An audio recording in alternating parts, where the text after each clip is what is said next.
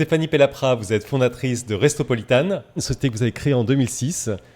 Aujourd'hui, Restopolitan, c'est 40 salariés. C'est un chiffre d'affaires en 2013 de 2,3 millions d'euros, avec un objectif en 2014 de 4 millions d'euros. C'est donc une entreprise qui marche.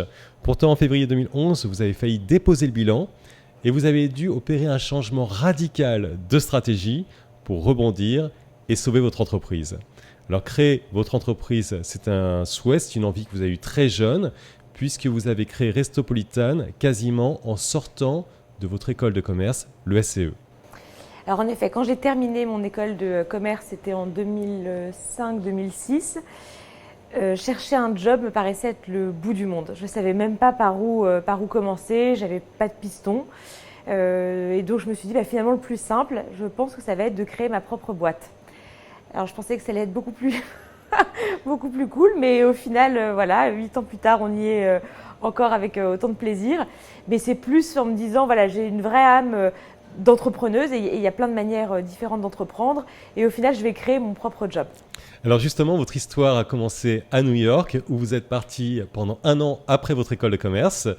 Et de retour en France, alors que vous cherchiez une idée pour créer votre entreprise, vous êtes souvenu qu'à New York, vous utilisiez pour réserver une table lorsque vous alliez au restaurant un système de réservation qui s'appelle OpenTable. Et ça vous a donné une idée. Alors OpenTable, de quoi s'agissait-il ? Exactement. Alors quand j'étais à New York, pour réserver ma table de restaurant sur Internet, j'utilisais ce fameux site opentable.com. Quand je suis revenue en France et que je me suis dit, il faut que je trouve une idée de création de boîte, dans le fond, j'avais une vraie passion pour la restauration parce que mes grands-parents étaient restaurateurs aveyronnais, donc c'est un sujet que je maîtrisais, que j'affectionnais particulièrement. Et en France, on pouvait tout réserver sauf son restaurant. Donc je me suis dit, voilà. Exactement, c'était le point de départ. Donc c'était la bonne idée, vous l'avez importée en France et c'est donc une idée qui est fondée sur un logiciel que l'on installe chez le restaurateur, un logiciel de réservation. L'idée de départ, c'était ça. Alors, pour vraiment comprendre comment fonctionnait OpenTable, je les ai appelés pour expliquer que je voulais ouvrir un restaurant à New York. J'étais française pour ouvrir un restaurant à New York, pour connaître un peu les infos inside de comment ça fonctionnait.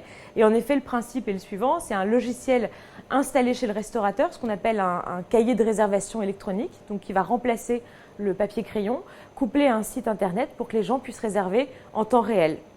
Et donc c'est comme ça qu'on est parti. On a développé en fait au départ ce fameux logiciel pour les restaurants qu'on a commencé à implémenter